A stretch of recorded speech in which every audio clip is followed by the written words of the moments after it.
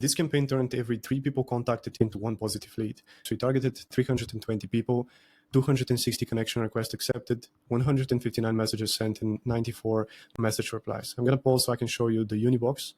So if I click on campaigns, Max Mitchum's followers, and then tag name to be a lead, hit apply, and then you can see that we have 53 people, 53 leads. So that means exactly 1 positive result in every 3 people contacted. So I'm going to break down the entire campaign because since we launched this, we turned it as a template inside of my company Cold Labs, and we run it for every client that we onboard.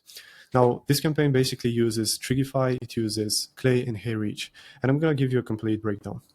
For lead list building, we use Trigify. Trigify is basically a platform that is used for intent signals or social listening. So meaning you can track specific type of influencers and scrape all the people that engage with their post. So why this is beneficial? Because you can pick a competitor or any person that basically holds your perfect audience, and you can track and monitor whenever they make a post, all the people that engage with their post, because they warm up the audience and you are the one that actually benefits from their audience.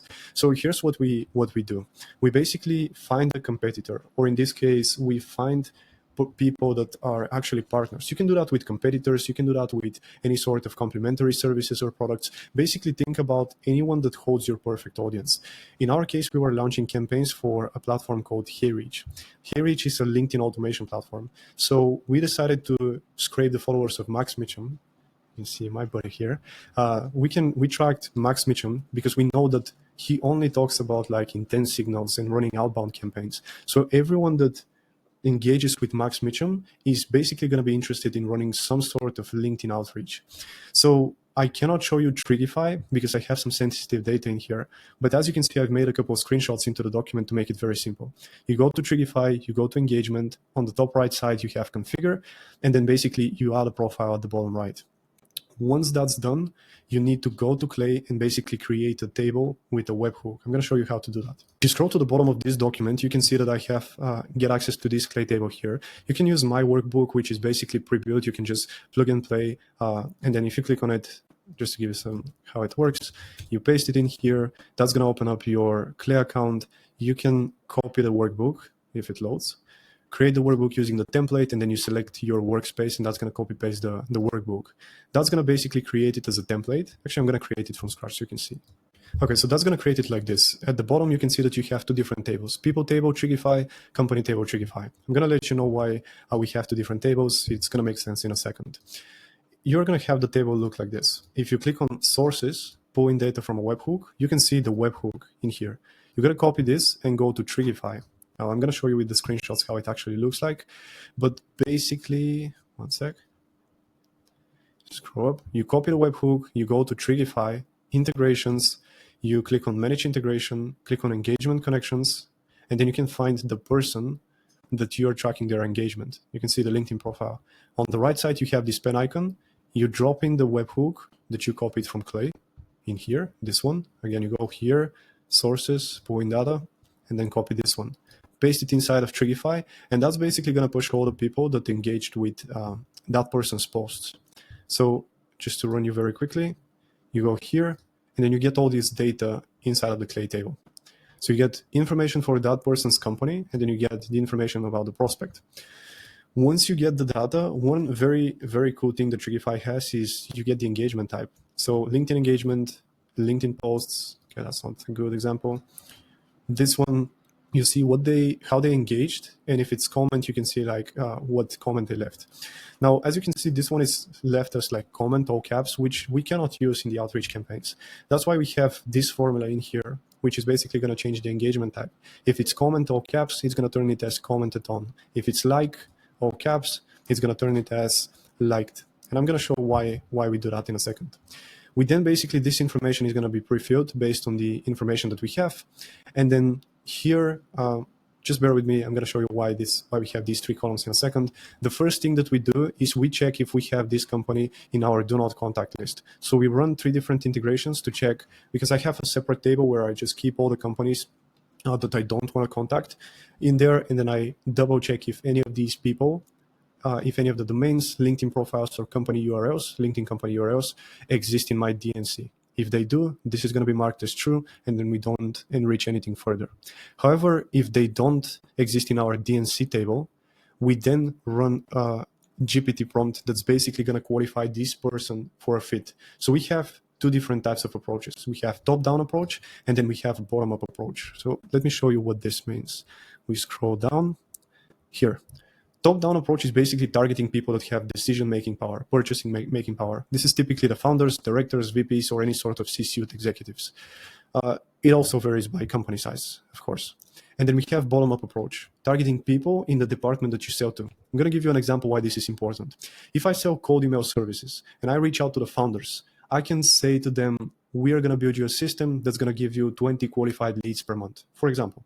If I say the same message and I contact the SDRs and BDRs, they're going to be afraid that we are going to replace them. So quite a simple fix that we do is like when we reach out to bottom-up approach to the SDRs and BDRs, for example, we use a language that's going to be like, we are here to help you. We are not here to replace you. So we can say, hey, we can build you this automation so that way you can work more efficiently. But if I go to the founders, I can give them a message like, we will book you 20 meetings per month or you don't pay, something like this. I'm making this up.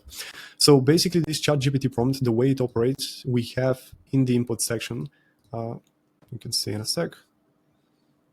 In the inputs, we have the job title of the person that we reach out to. We have the company size that we get from Trigify. And then we have these three columns in here. Example for bottom-up approach, example for top-down approach, and then what we do and who we target. Example for top-down approach, we just have to replace this by clicking edit column.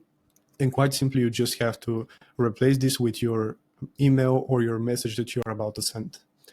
This is just an example in here, but that's basically a template. You just use the message. That's why it's important that you have the message before you start building the outbound campaigns. When I plan these campaigns, I write a document with what my approach is going to be with top-down approach and what my approach is going to be with bottom-up approach. I have both emails, and then I just replace them in here.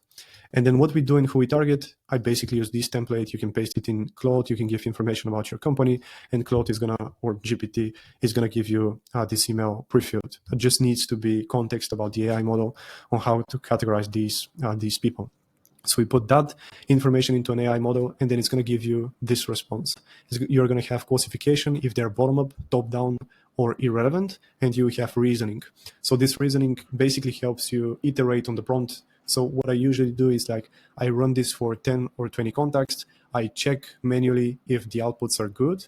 If they aren't, I just read the reasoning for the ones that aren't, and then I fix the prompt and make iterations. You can also add a bunch of examples so that way you can make it more relevant in here. If they're qualified for either bottom-up or top-down approach, we push them to a company table. And that's why we have this second table in here. I'm going to tell you why this is important. So I give the example in here. Push qualified leads to company table. Prevents running the same integration multiple times for employees from the same company. So here what this means. Let's say you need to scrape the company website, the first page of the company website, to basically personalize your message. If you have Apple in your lead list, Apple has like 10,000 plus employees. So if you were to do it in the people table, you have to scrape the company website 10,000 times because you have 10,000 people from that company. The way we prevent it is we push all the companies into a company table, and then we dedupe based on the company website in here. So that way we only run enrichments in the company table once, and then we push back that information into the people table. It's primarily just to save you some money. If you run things at scale, you realize that this is quite important. And then we qualify the companies in here. So quite simply, you just have to change this one, target criteria. So you just need to explain who you target and what your company does. I have a simple template. You can see it in here. We target these types of companies. So you just replace with brackets. These are fifth grade explanation of who these companies are, what they do, and then what not to confuse them with. That's going to give you basically a score if the company is ICP or not. And then we go back to the people table. We create a lookup. So we get the information from the company table that we just got. And then if the company is ICP, we continue forward. Now we have a waterfall enrichment just in case we want to run cold email campaigns.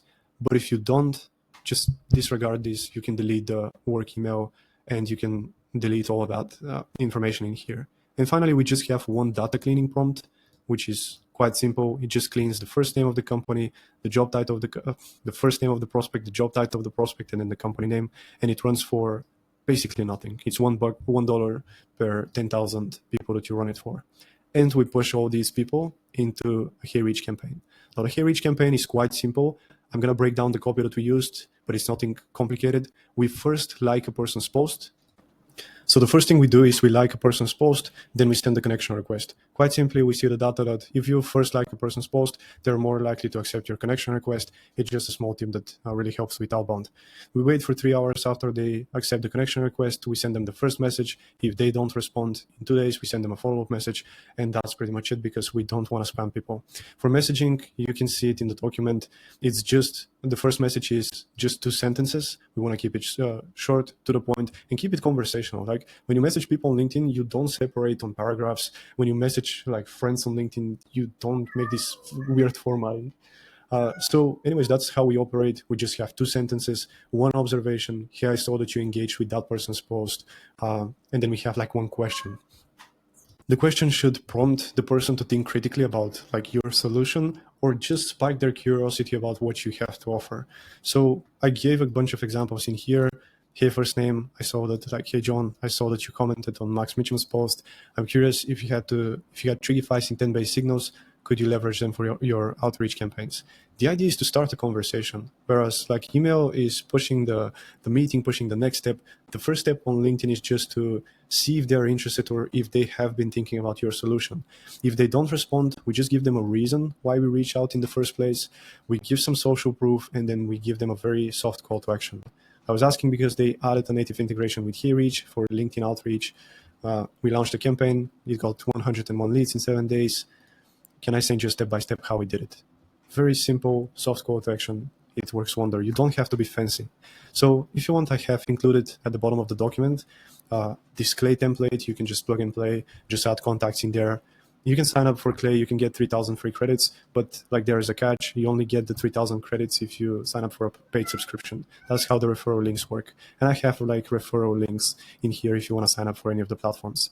However, if you were really serious and want to scale the outbound and you make over $10,000 per month,